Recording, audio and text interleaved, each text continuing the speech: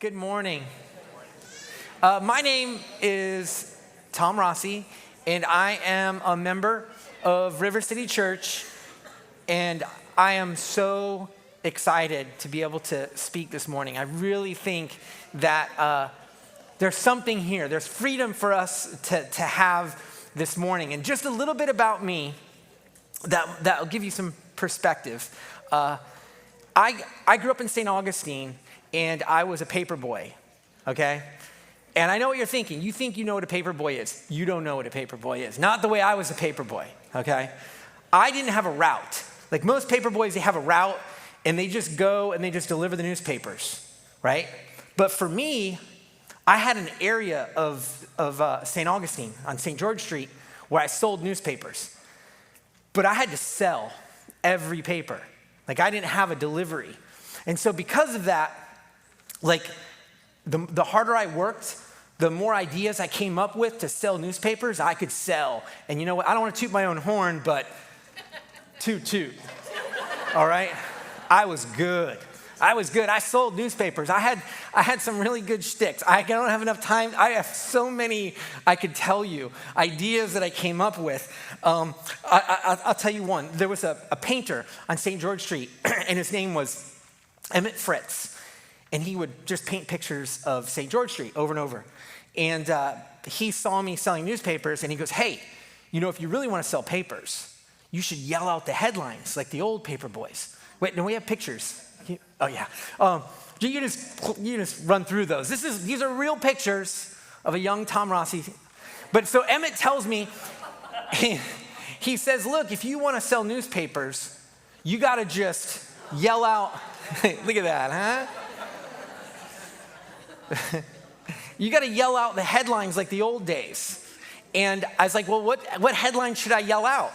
And he was super witty. And what he would do is he would read through the paper, and then he would come up with something for me to yell that was maybe not the most accurate. It was before fake news, right?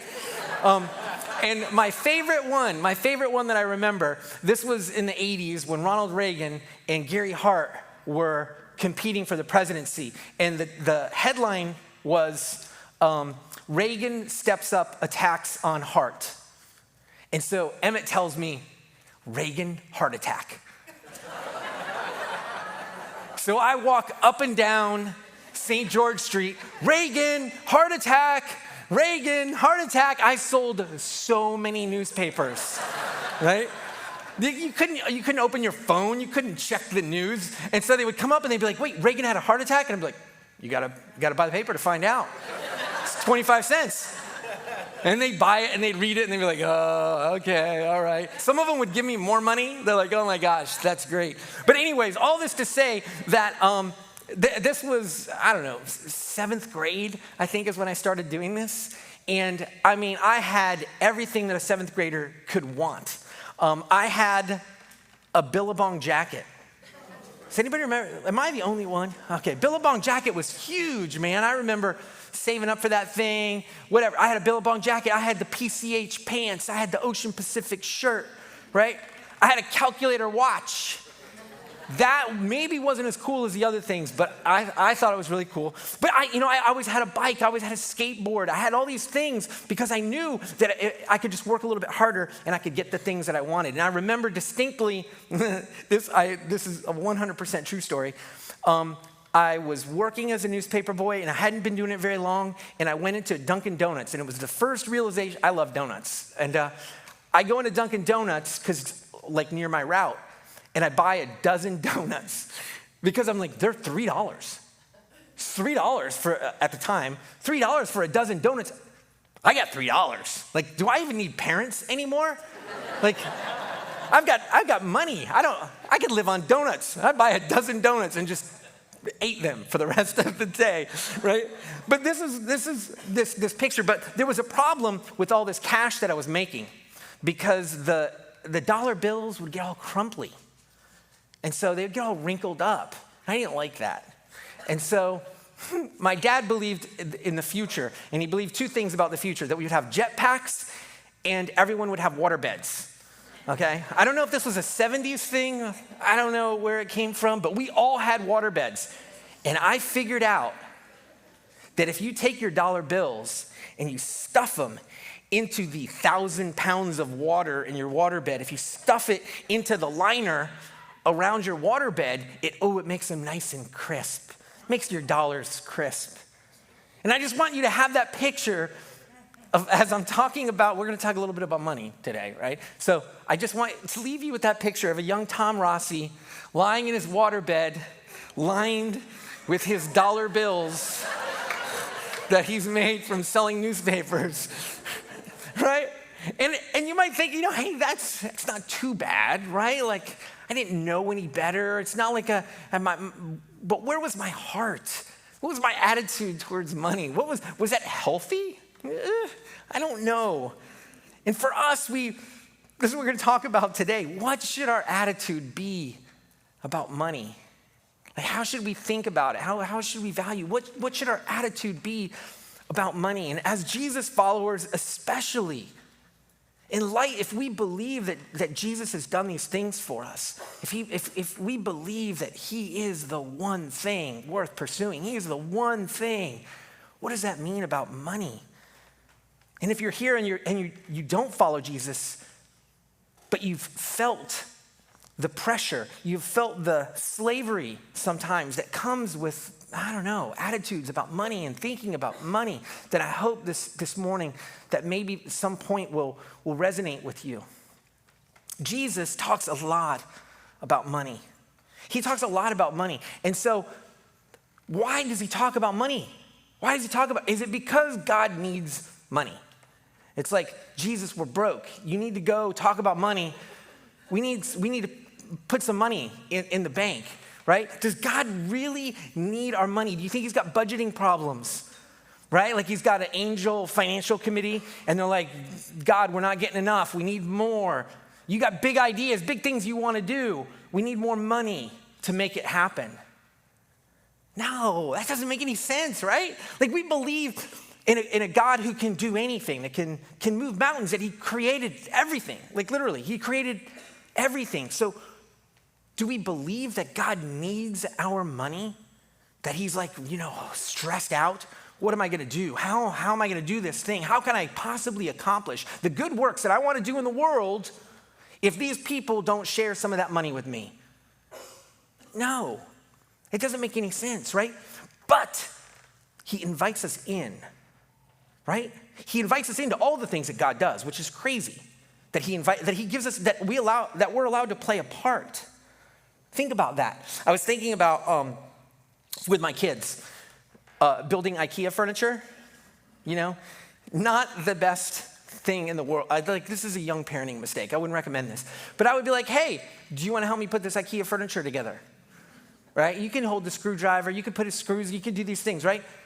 And the idea is I want to do something with you. I want you to have a sense of accomplishment. I want you to be able to look at this whatever thing that we're building and know that you built it with me. But what would be crazy is to think that that's actually better than me building it myself. Like it's more efficient, that it's faster, right? You're like watching them try to hold a screwdriver and you're like, oh man, just here, move. You know what I mean? But God, that's what he does. He invites us in. Grace is remembering the trauma. Move. But God invites us in. He invites us in to play a part. Does he need us? Does he need us to help build IKEA furniture? Does he need us to do the things that he's doing in the world? No, but he invites us in. Hey, you want to play a part? You want to do something with your dad? Come on in and let's play a part together. Let's go do something together. God doesn't need our money, but he invites us in to play a part. And money might be a thing that plays a part in that. But if he doesn't care about our money, then why does he talk about money so much? Why is there so much about money in the Bible? We're going to take a look at two passages. The first one we're going to look at is Matthew. And so Matthew's a tax collector who meets Jesus and it changes the trajectory of his life. He says, I'm going to leave. I'm going to follow you. I'm going to be a disciple. And then he records the events that happened in his relationship with Jesus. And so this is from his gospel in chapter 6, where he's recorded what Jesus was teaching. And Jesus says, do not store up for yourselves treasure on earth, where moths and vermin destroy, and where thieves break in and steal. But store up for yourselves treasure in heaven, where moths and vermin don't destroy, and where thieves do not break in and steal. For where your treasure is, there your heart will be also. There, where your treasure is, there your heart will be also. Why does Jesus talk about money? Because he cares about our hearts. He cares that our treasure isn't him. Our treasure isn't eternal things. Our treasure are things that are gonna just go away. Why does Jesus talk about money? Because he cares about our hearts. That we can treasure the wrong things. And he's saying, treasure the eternal things. You, your family, your neighbors, God. Love your neighbor.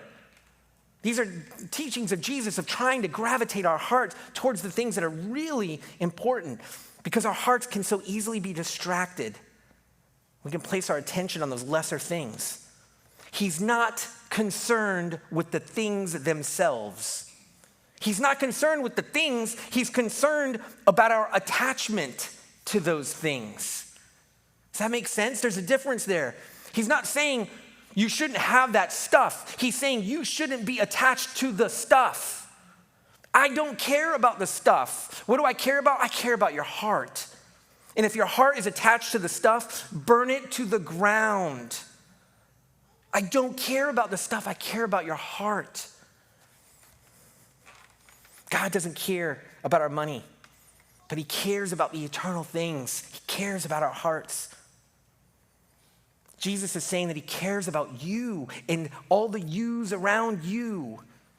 That's what moves him. That's why he teaches about money, because he knows that it can be a treasure. It can be something that distracts us. Even us, it's almost, some people are already checking out. You're already thinking, yeah, I know this, right? I'm not really worried about stuff. But even within the church, this happens in all different ways we'll talk about. Just one, when it comes to stuff, earthly stuff, is that we can find ourselves with all this pressure, right? Our homes get bigger. Our families get smaller. There's an entire industry around self-storage. Do you know that didn't used to exist?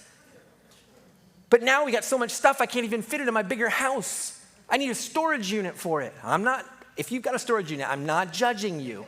I'm just pointing out that this didn't even exist as an industry. Even as Christians, even as people in the church, we can succumb to these pressures. Parents who feel so guilty, thinking about, am I loving my family the best? Am I loving my family the best if I'm not providing them if I don't own the home, if I don't have, every kid has their own bedroom, or they get a car when they're 16, or they get to go to a private school, or a cell phone when they're an arguable age. I don't know what that age is. But there's all this pressure, right? That we, even within the church, we can say, oh yeah, I don't treasure my stuff. But we both need jobs to be able to make sure that we can provide our kids with their own bedroom, with a car when they're 16, right? To provide them all the things that we think that they need. And what happens is we forget about the eternal things, which is the relationship. I did youth ministry for a long time. I worked with teenagers, and it's just all the time. You'd be in this big, beautiful house with these kids, and they never see their parents because they work so much. And you could hear it in their voice when they would talk about their parents. Like, they loved their parents, but they didn't get to see them. Why? Well, they're so busy providing for them.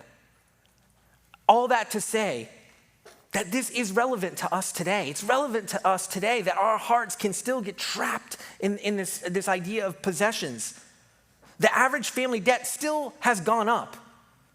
On average, the family debt is about $7,000. So on average, people have, I'm talking about credit card debt. I'm talking about consumer debt. I'm talking about buying stuff. Still $7,000 on average.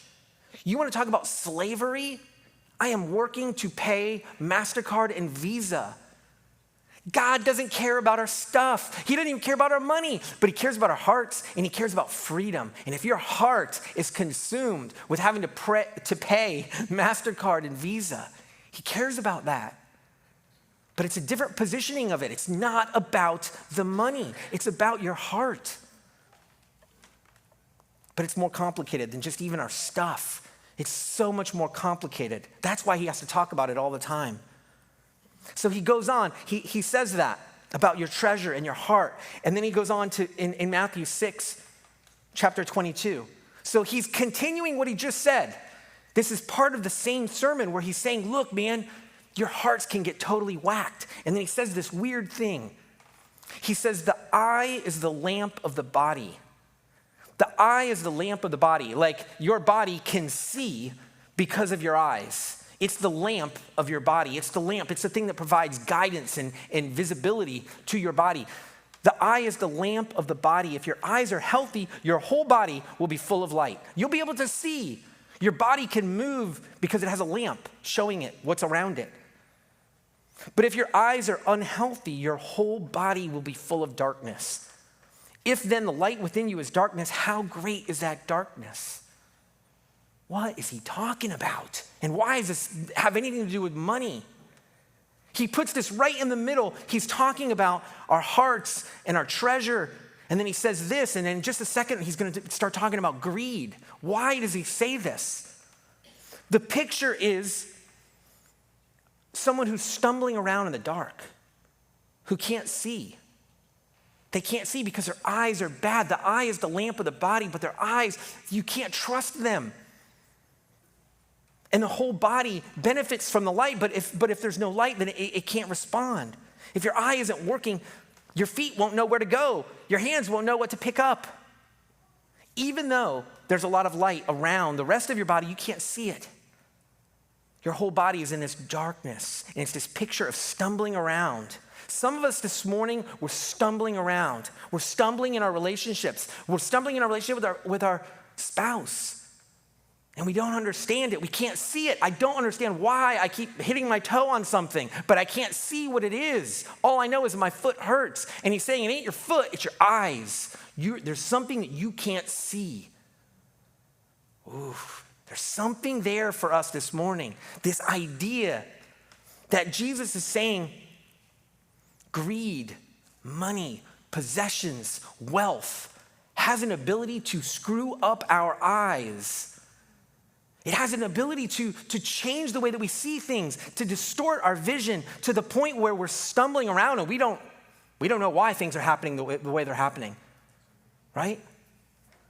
Money messes with our eyes. It distorts things. It messes with our ability to see clearly. It has some kind of power, right? I used to not believe this, but I think it's true. You know, you hear people that will tell you, well, you know, it's not money that's bad. Money's neutral. It's the love of money that's bad.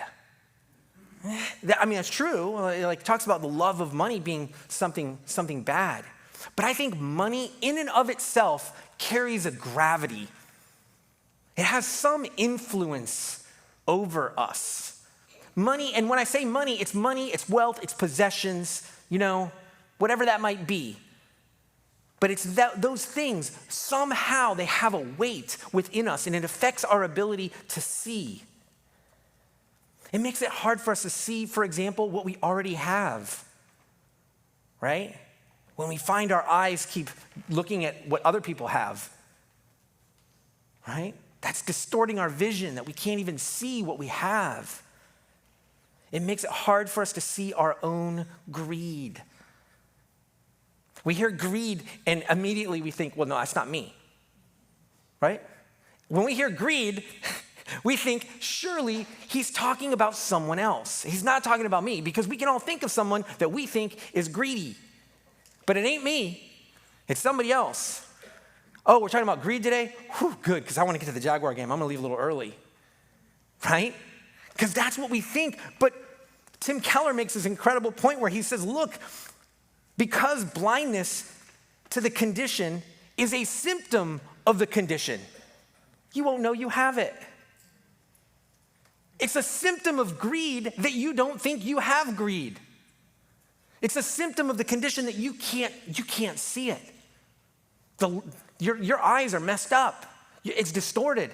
And a symptom of greed is you don't even know that that's true. You don't even know that that's a possibility for you. And Tim Keller, he makes this point, and he was teaching at a conference, and he was teaching on the 7 deadly sins, and his wife predicted accurately. She said, when you speak on greed, that'll be the least attended. And sure enough, least attended. Why? Because our eyes are poor. They're messed up. We can't see it. It's a symptom of the condition that we wouldn't go to a conference event on greed.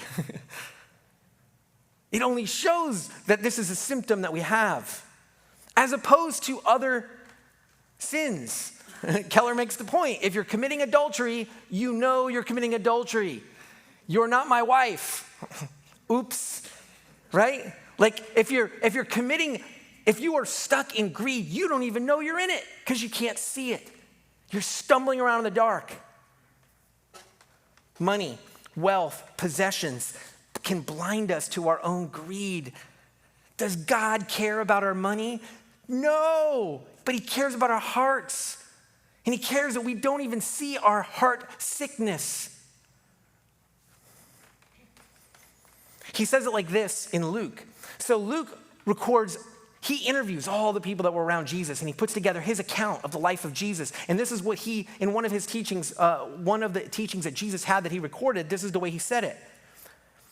Jesus said to them, "Watch out. Be on your guard." Think about that. Jesus, incredible man who we still talk about to this day, somehow divine, somehow author of life, says, "Watch out, man. Be on your guard." How important is that? Take note. Right? Like if he were to say that, you'd be like, oh, well, if he says watch out, probably should be watching out for that.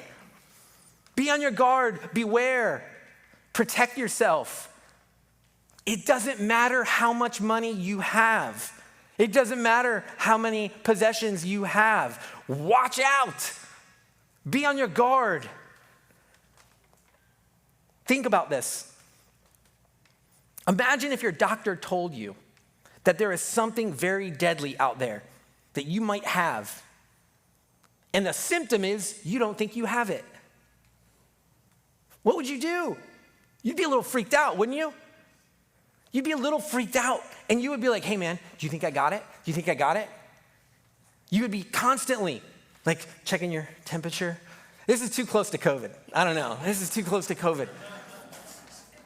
But I'm trying to make the point that Jesus is telling us that you need to be on your guard against this thing.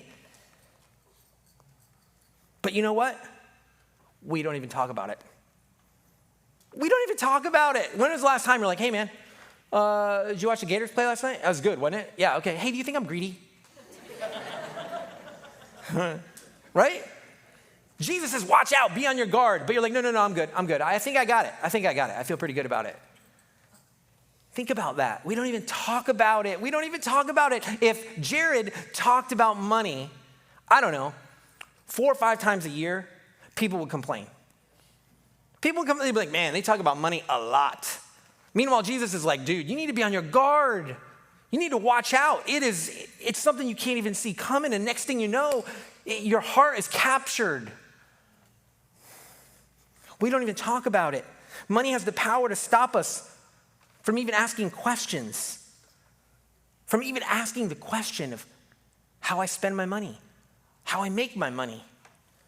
I was thinking about, there was a book that I read years ago when I first started a business, and it was for Christian entrepreneurs. And it was talking about like inspiration from other Christian entrepreneurs. And one of them was Ken Lay. Does anybody remember Ken Lay? Ken Lay, oh my gosh. This dude was the CEO of Enron. Maybe you've heard of Enron. He was in my book talking about Jesus. Dude didn't even know he had the condition.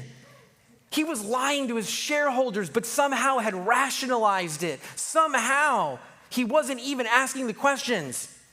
And nobody in the organization apparently felt comfortable saying, hey, maybe we shouldn't be lying to our shareholders, right?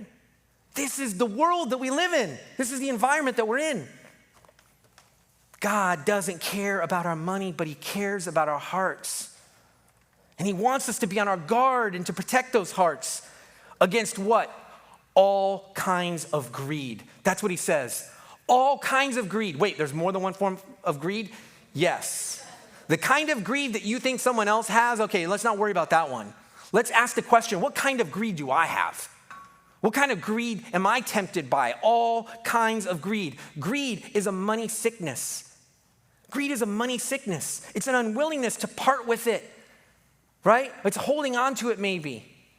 It's assigning maybe a disproportionate value to money. It's consuming you. You're thinking about it a lot, right? You're thinking, that could be greed. You're worrying about it. It's keeping you up at night. You're holding on to it. You won't let it go. All kinds of greed. And you don't see it rightly. You don't see money and possessions and wealth rightly. You don't see it the way that God sees it. It doesn't matter if we have a little or a lot. We all have our hearts consumed, or we all can have our hearts consumed with those questions. How am I going to make ends meet? How am I going to possibly make things work? How am I possibly going to pay the bills this month? That could be a form of greed. So you're thinking about it all the time, and God's like, man, I got you. Remember? I've got you. I'm there with you. No matter what happens, I'm going to be with you through this. Yeah, cool. But I'm really worried about my money right now. I'm really worried about how I'm going to pay the bills. That's not a money problem, is it? It's a heart problem. I don't believe you, God. I don't believe you that I'm going to be okay, even if the money doesn't come in, even if things go poorly wrong. I don't believe you, God, that it's good enough. How much should I be saving? That sounds like a great question, but what if it consumes you? What if your heart is wrapped up in it? Oh my gosh, do I have enough money in savings? Am I going to be able to buy that thing that I want? Is it too much or is it too little? How will my kids get what they need? Oh, it sounds like such a good thing to say. How can I make sure that my kids have everything that they want? But it can consume us, and it can become a kind of greed where we are assigning a value to money that God doesn't assign it. He doesn't care. He doesn't care about money. He cares about our heart. Love your kids, man. Love me. Love your neighbors. Don't worry about the rest, right? I mean, those are teachings really, literally from Jesus that we can't go through. Ooh, this is one I'm going to dig into.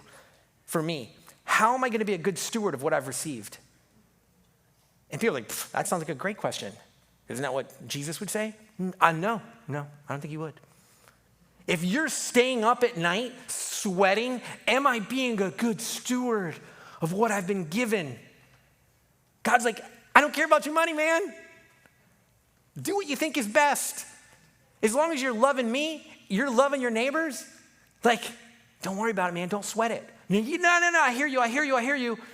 But I really want to be a good steward. What you're doing is you're assigning a value to money that he does not assign it. You're disproportionately thinking about it and consuming and even worrying about it. And I was thinking about if I took years ago, I took Tommy to the Dollar General store, not the dollar store. The Dollar General store, they trick you because you think everything's $1. It's not $1, okay? Anyways, I take him to the store, I give him $5, and I say, hey, go buy something, because he's helped me run errands. Go buy something for yourself.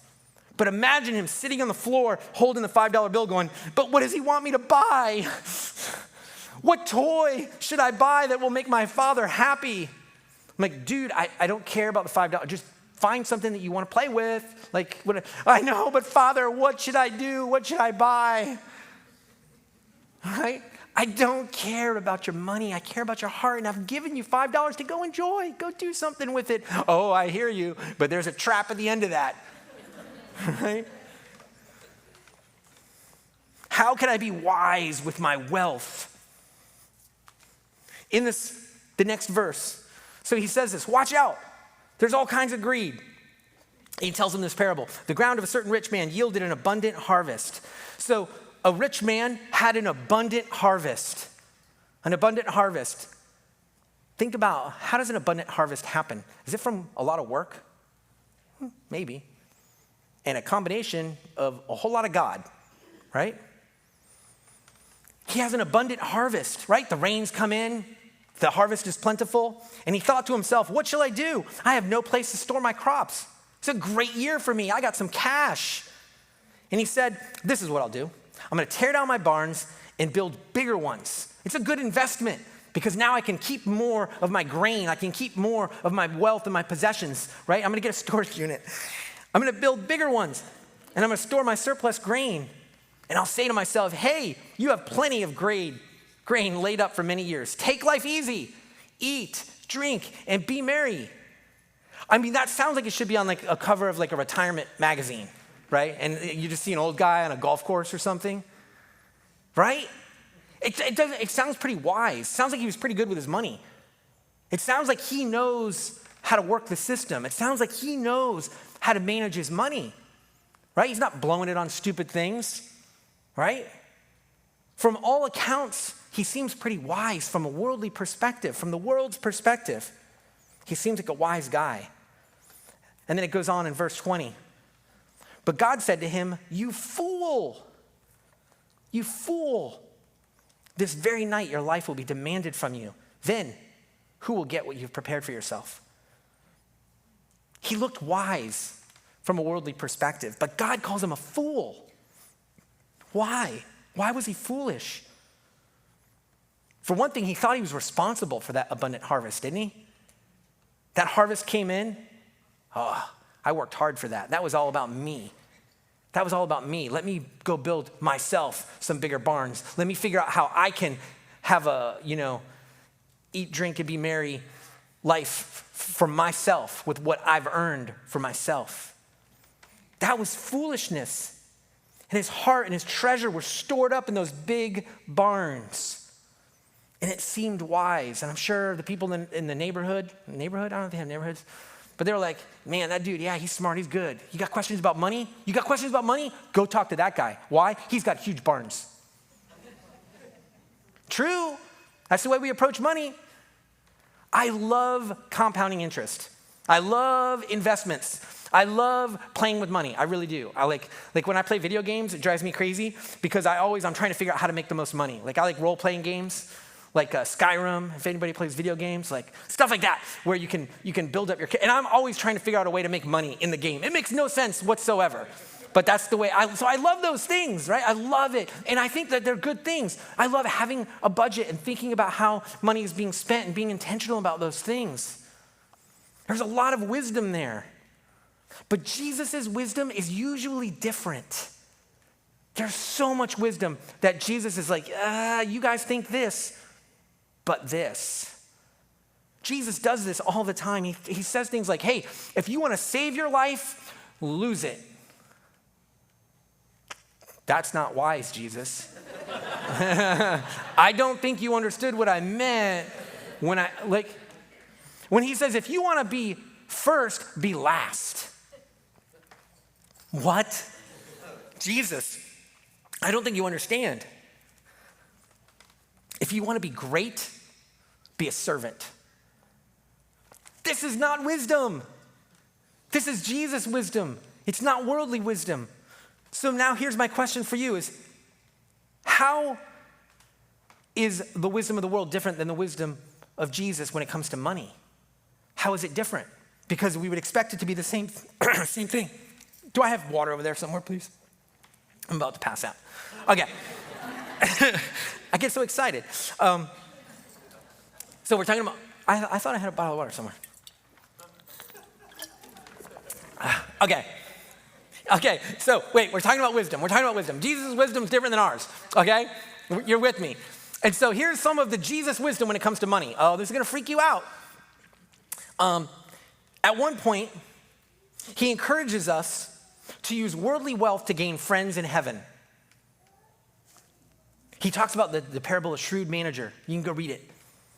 But he makes this point at the end of it. Hey, use worldly wealth to make friends in heaven, eternal friendships. What? Jesus, you're not a very good steward. Like you're gonna spend money to make friends in heaven? Go read it. You can go read it on your own time. At one point, he says, don't even let your left hand know what your right hand's doing when you give. But get a tax receipt, right, Jesus? I'm like, I don't wanna, it's a 501c3, right? Like I just wanna make sure I'm gonna get my tax break. No, man, don't even let your left hand know what your right hand's doing. He witnesses a poor widow at one point, and she goes and she puts everything that she has into the offering. Into the offering, she gives it away. She gives it away. I was thinking about a worship song. You are my one thing. I don't need anything else. Okay, are we gonna put everything into the offering today? Everything? Here is my 10%. Here is my 10%. Okay, so I can't sing. This widow, she puts everything in. She puts everything in. And he sees it. And you're thinking, Dave Ramsey would be like, come on, dude. Like you gotta split that up, right? Take 10%, put that in the offering. Take the 90%, buy yourself a piece of bread, take it to the other side of town, sell it for double, take that money. That's worldly wisdom, right? I'm confident if I had been that widow, I could have done more with that money. Like I could have doubled it. I could have figured out a way. I would have sold some newspapers. I would have done something. She says, no, I'm giving it all to him because I believe in him. I believe that he is my sustainer and I can't figure it out for myself. And so I'm going to give it all to him. Jesus sees that. And what does he say? He commends her for it. He commends her for it. And Jesus' math here, he says she gave more than anybody else. She gave like the equivalent of a penny. Jesus, I don't know if you understand how math works. She gave more than everybody else. That's not wise. That's not good wisdom to take everything, all of your eggs, literally in one basket, which is the basket that's going to go to the church.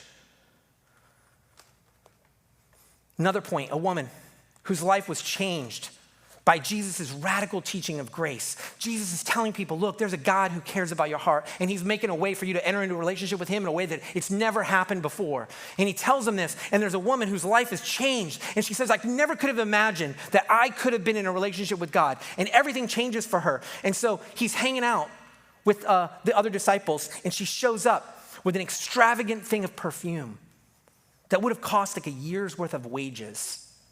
Perfume. And she pours it out on his head. She anoints him. And the disciples were indignant. They were annoyed. They were judging. Jesus, that's not the best use of that perfume. We could have sold it. We could have given the money to the poor. That's wisdom. That's a good idea. That money is the power to help the poor. And Jesus is like, I'm the power to help the poor. That's not wise, but that's Jesus' wisdom.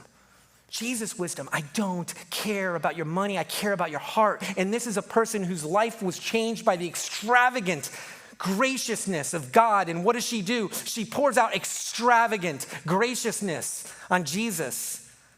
Her heart was full. And Jesus is like, that's amazing. And the disciples are like, that was horrible. What's the point? The wisdom of the world is not the wisdom of God.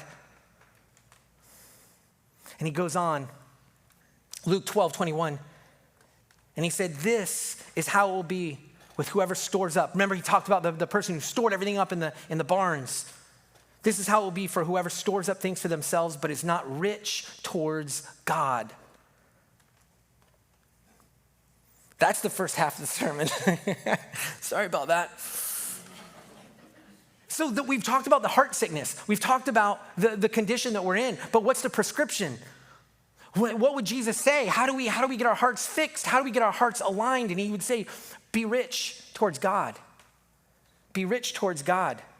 Rich, abundant, extravagant, as opposed to keeping for ourselves.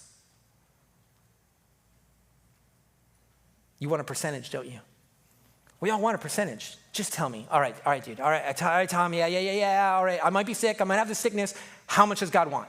Just tell me, I'm gonna write a check right now, all right? I'm done, I'm in. Is it 10%? Is that what it is? Pre-tax, post-tax? Tell me what it is. Just let me write a check and be done with it. Man, it's not that easy.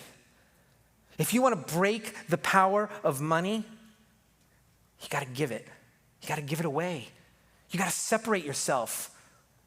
This is prescribed back to the earliest days with the Israelites, where God would say, look, you guys, you can get out of whack. Think about the Sabbath. The Sabbath, he says, you guys, you're going to think that you can do it all on your own. You're going to work a ton. So I'm going to tell you, take one day and don't work. I want you to take that one day, and I just want you to be with your family. I just want you to rest. I just want you to relax, and then watch as I make up the difference. Because everybody else might work 7 days. You guys are going to work 6. And on that 7th day, you're going to worship me. You're going to love the fact of what I can do for you. I'm going to make up the difference. But somehow that turned into a law. Somehow that turned up into an inconvenience. Somehow that turned into something that we have to do for God is to honor the Sabbath. When God's like, no, dude, enjoy. Take a day off. Let me make up the difference. The tithe is the same thing. God's like, you guys have a money problem. You will think that it's all about you. You will put your heart into your money, so you need to give it away. Cool. How much? How much you asking for? And God's like, I don't care about your money. He's like, no, I know, but I need a number. And he's like, okay, 10%, man. Start with 10%. Is it about the 10%? No. It's about your heart. Just like with the Sabbath. It's a freedom. The tithe is supposed to be something that actually frees our heart. It's something that actually invites us in to participate in what God is doing. But we can turn it into some kind of rule. At one point, Jesus is clarifying, right? Because the law came through Moses, but grace and truth came through Jesus. And Jesus is trying to clarify. And he says the Sabbath was made for man, not man for the Sabbath. The tithe was made for man, not man for the tithe. He doesn't need your money. In fact, you know what he did with the money? A lot of times, he burned it up in front of them.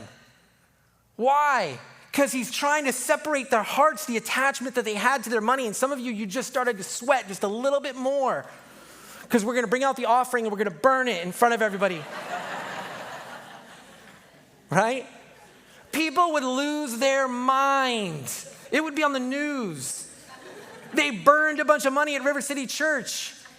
But that's what God would do. He's like, look at it burning. Look at it burning. That was your first and your best, and you brought it to the temple. Thank you so much for telling me that you don't need it, that you believe that I can make up the difference. Now let's burn it together. What? Excuse me? That's the picture that we have of being set free from this attachment, is that it would be given away. Oh boy. Severing those heart connections that we have to our money. Oh boy. Okay, what can I say? This is just for myself. This is something that I've always been aware of. When I first became a Christian, does anybody know what the ECFA is? The ECFA, the Evangelical Council for Financial Accountability. You guys don't know that? You are not good stewards. When I first became a Christian, I wanted to do things right, and I wanted to make sure that I was a good steward of what God's given me, and I was making more money than I'd ever made before. I was at a college, and I actually had a job where they paid me every 2 weeks, and I was like, I want to do things right. I literally had a pocket guide for the ECFA, the Evangelical Council for Financial Accountability. So I could look up, oh, you want me to give to that organization? Hold on. I could look them up and see literally their P&L. What percentage of the money that I give goes to the actual thing that they're doing. Oh, yeah, you'd like for me to give to you, wouldn't you? But I'm a good steward, so suck on it. Literally, I'm speaking from the heart now, right? I went from the waterbed to the ECFA. I love the ECFA, don't get me wrong. It's good work. I'm just saying I was obsessed with being how my money, and you know what it was? If I'm honest with you, it's control. It's control. I was just like Bilbo Baggins, Bilbo or Frodo, one of them, when he gives the ring to Gandalf, but he keeps taking it back. Yeah, here you go. But now I'm going to control that money. Yeah, no, seriously, take the money. Do whatever you want to do with it, but don't do that or that or that. Do this. There we go. Now we're good. That's not giving, that's spending. That's me. How do I break that? Good stewardship. I feel like stewardship is a word that has been just destroyed.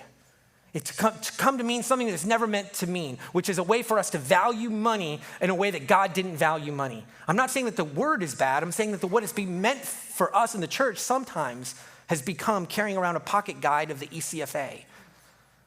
Whereas good stewards, let me just tell you real quick, in the last couple minutes, I promise I will end this talk. Good stewardship is doing things the way the king would do it. A steward is someone who stands in the place of the king or stands in place of the master and does things the way they would do it, right? You're the proxy. You're the person that stands in on behalf of them. What does good stewardship look like, okay? That means that we do things the way Jesus would do it. Okay, how does Jesus give? Jesus gave graciously. Jesus gave courageously, right? He gave in a way that was courageous in front of the Pharisees who would make fun of him and tell him he's crazy. You don't even know who that person is? Jesus gave courageously. Jesus gave in a way where he looked foolish. You died for a bunch of morons that crucified you? Like literally they're casting dice in front of you to divvy up your clothes and you're praying for them. And he gave to them his prayers. He gave to them his grace. Jesus gave in a way where he looked foolish. He gave with no expectation of return. Some of you are you're going to receive this gift that I'm giving you and it's going to be awesome. It's going to change your life. Some of you I'm going to give to you and you're never even going to be able to return the favor. You're never even going to be able to respond to it. He gave to people that didn't deserve it. We didn't deserve it. We didn't deserve it, but he gave to us anyways. While we were still lost in our own addiction, he gave to us. He pursued us. He revealed himself. He died for us. Shouldn't that affect the way that we give? Real quick, think about how it would change the world if we were in touch with that type of graciousness that we've received, that rich, extravagant giving that we received, and we were rich and extravagant in the way that we gave, not just to the church, but just in general. If we were those kind of people that weren't attached to our money and attached to our things. You know, this is not an urban legend, okay? I did a lot of research. ChatGPT helped just a little. But do you know that Christians really are bad tippers? Christians really are bad tippers. There's servers that will not work on Sunday. I was reading all these different articles. One of them said that if your table prays, run away. If your table prays, run away. Why? Because those are the stingiest people you're going to run into. And they just spent 2 hours worshiping Jesus and talking about all the grace that they've received and how they didn't deserve it and they didn't earn it. But you screwed up and you didn't bring them the water and you're not going to get a tip. That's nuts. Imagine the impact that we can have in the world if we were as generous as Jesus was generous with us. It would change the world. Okay, let's stand. Let's stand.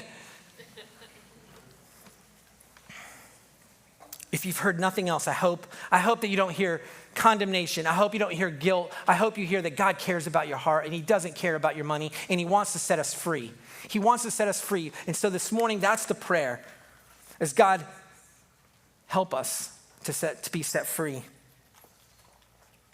If you've never given, consider giving.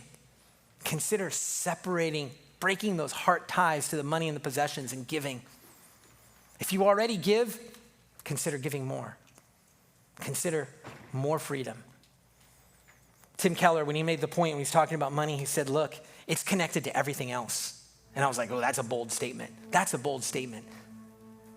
Do you want more faith? Do you want to grow in faith? Give so that you can see God make up the difference. Do you want to grow in hope? Give so that your hope isn't in this life, but in the life to come. Do you want to grow in love? Give so that those around you that are in need can see the grace of God. Let me pray for us. God, we are so thankful for what you've accomplished in Jesus for us. We thank you for the way that you have loved us. And we pray that you would give us eyes to see those areas that we're stumbling around in the dark because we can't see our own money sickness. God, we want to be a people that are generous and that are gracious and that are free from the love of money. We want those words to be true, that we don't want anything else, that you are enough. There is nothing more that we could ever ask for. Help us this morning. We'll have an opportunity to pray for each other. So if you would like to receive prayer for this or anything else, please come forward. Let somebody pray with you. Prayer ministers, if you could come forward. We'll have just a little bit of time to pray and ask God to speak into that.